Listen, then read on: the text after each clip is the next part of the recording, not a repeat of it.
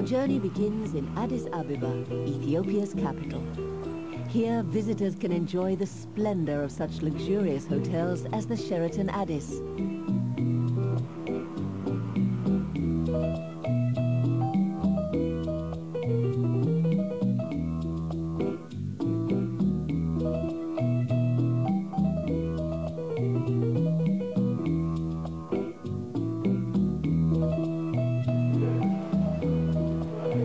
Sheraton Addis offers the best of taste, richest of elegance, superb service, and limitless comfort.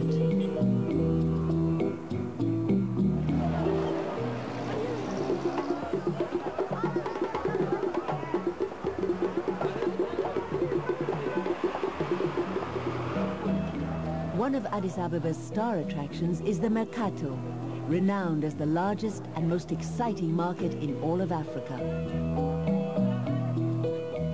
Shoppers are dazzled and delighted by the almost unlimited variety of goods, from which they can select gifts and mementos.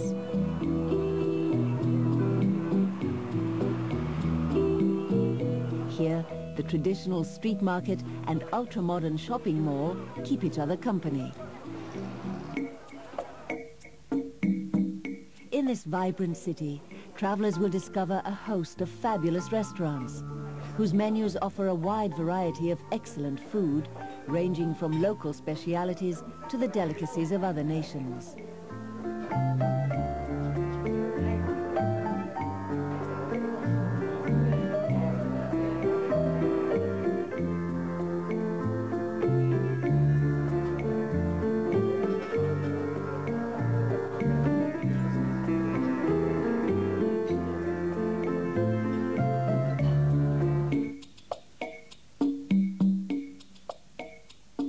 Leaving the capital, we head eastwards.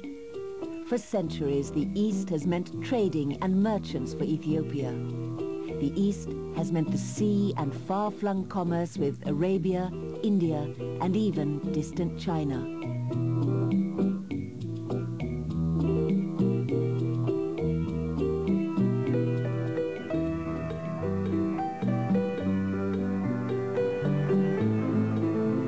Our first stop is Dire Dawa, one of Ethiopia's largest cities.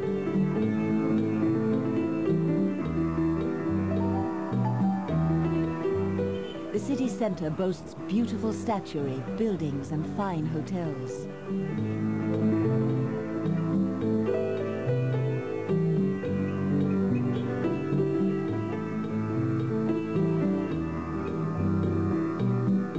Green and serene.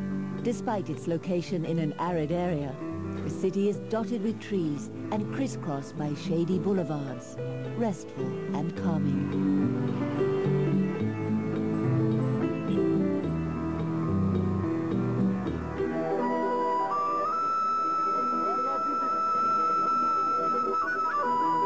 Almost half of Ethiopia's population is Muslim, and you will find beautiful mosques and churches side by side.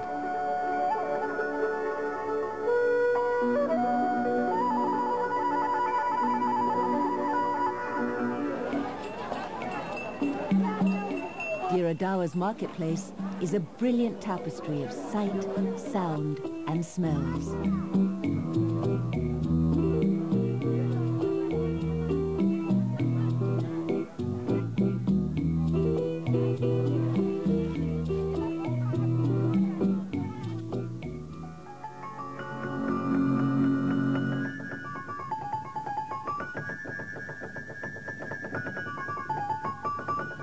Not far from Dire Dawa, archaeologists have discovered a cave with unusual prehistoric drawings on its walls.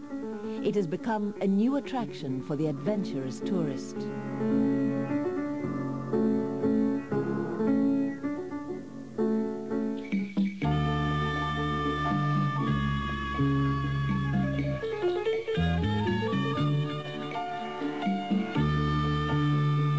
From Dire Dawa, we go on to Harar, an ancient city considered to be the fourth most sacred site of Islam, directly after Mecca, Medina, and Jerusalem.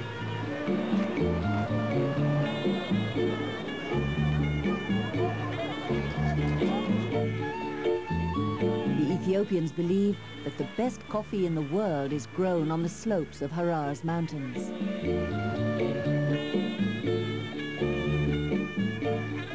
Walls erected in the mid-16th century surround Harar, and there are 5 gates to the city.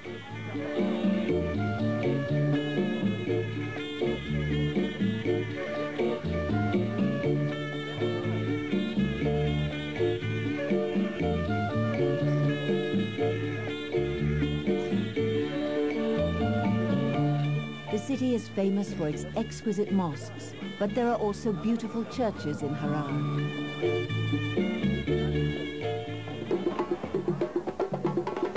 The architecture of the old town is unique, partly Middle Eastern and Islamic, while part of the new sector of the city reflects a distinctly Italian influence.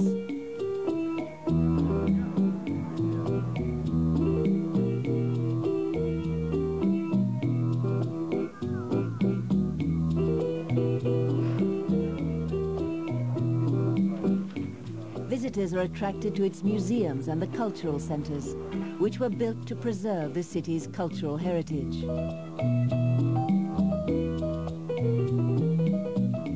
Harar has long had both its own culture and its own language, Harari.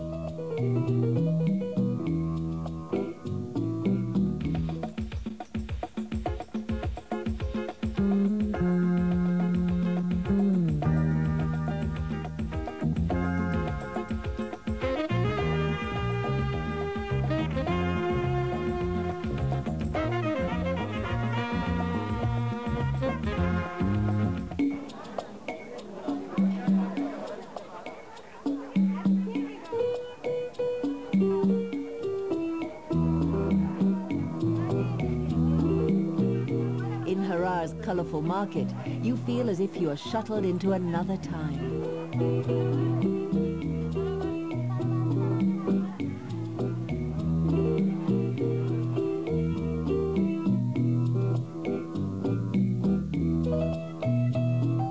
Many flock to Harar from all parts of the globe to enter the house of the 19th century literary genius, the poet, wanderer and eccentric Arthur Rimbaud. Authorities take great care to ensure that Rimbaud's house is kept intact.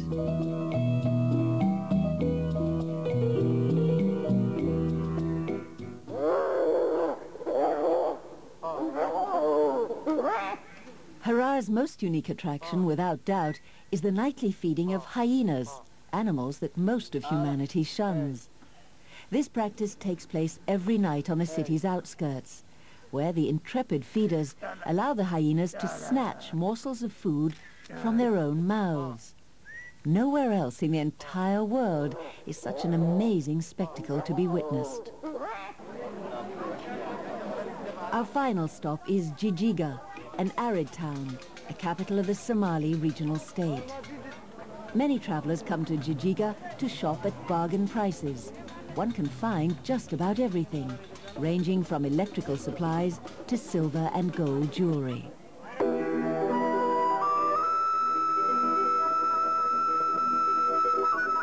But one of the most splendid attractions of the area is certainly the Valley of the Marvels, located in the Babile Eastern Hararge region.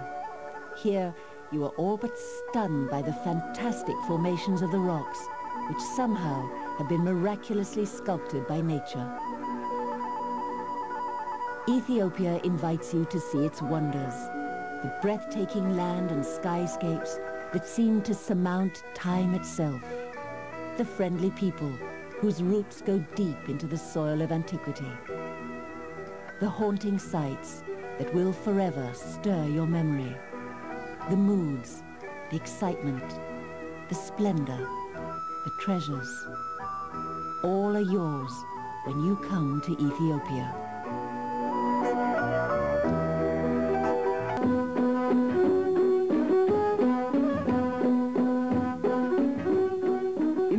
Of Africa, between the Red Sea and the equator, lies a remote and almost unknown land.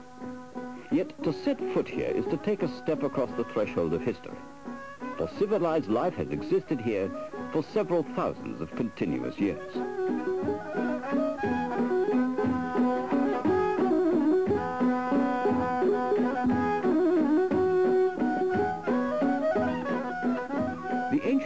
called this the land of the dark-skinned people, and it was they who named it Ethiopia.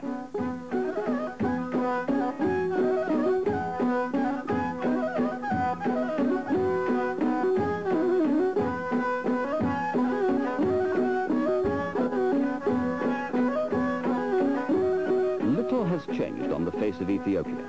It is vast, wild, and not completely tame. Great valleys hold the secrets of man's beginnings, while on the plains, wild animals exist in an abundance and variety rarely seen elsewhere.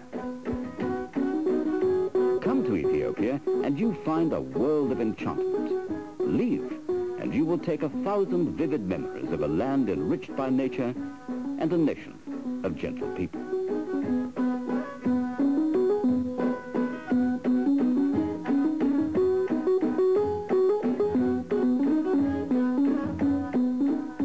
This is a nation which has witnessed the sweep of history, endured the creative ravages of nature, and emerged as a place where the past and the present blend in beautiful simplicity.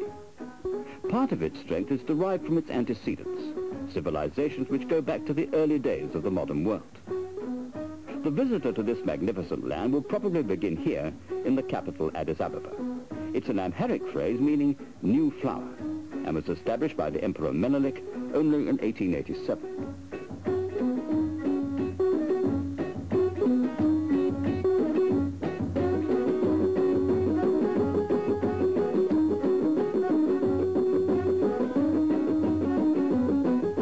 Wide boulevards cut across this very modern city, past the city hall which commands the center, and nearby, honoring not only the city founder, but a national hero who defeated invading European armies in 1896, is the imposing equestrian statue of Menelik II.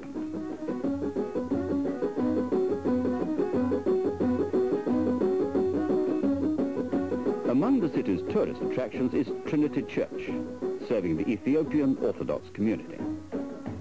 On the inside, exquisite stained glass windows and wall paintings complete a picture of spiritual beauty. The Menelik Museum commemorates the life and achievements of Ethiopia's great national hero.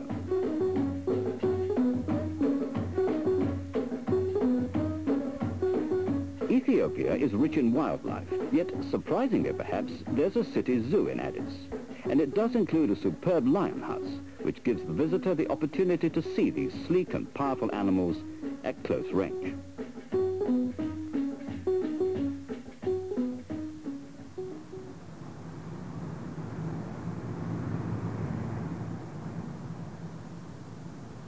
Perhaps the focal point for the tourist who wants to understand the elements of Ethiopia's history is the National Museum, which houses the whole spectrum of artifacts in a collection covering every aspect of the nation's heritage.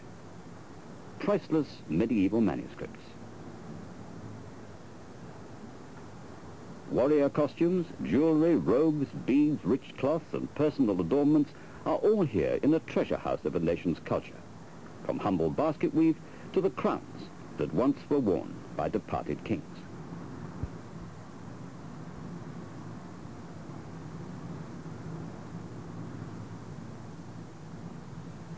In Addis, too, you can watch while goldsmiths work their magic on the precious metal, shaping it into intricate designs and patterns, which echo the symbols of a bygone age.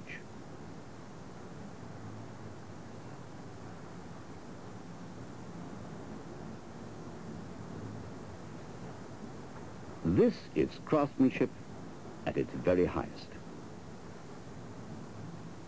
And this is commerce at its most enchanting, the biggest market of its kind in the whole of Africa. And the boast is that you can buy anything here, providing you're prepared to look for it among the hundreds of stalls and small displays. Stand here and haggle with one of the merchants. Drink coffee with him and agree a price with a handshake. And you may come away with a priceless piece at a bargain price.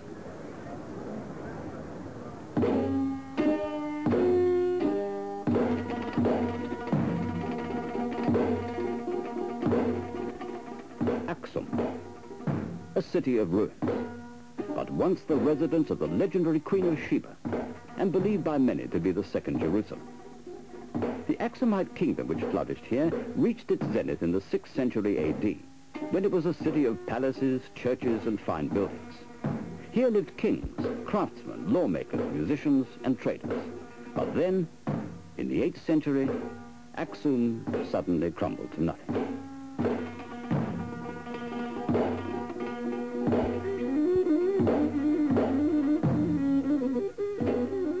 The copper-domed church of the Ethiopian Orthodox community shows that Aksum is still a center of religious tradition. It's the hub of church ceremony, which delights the eye and ear of the many tourists who come to Aksum for this occasion at the end of November each year.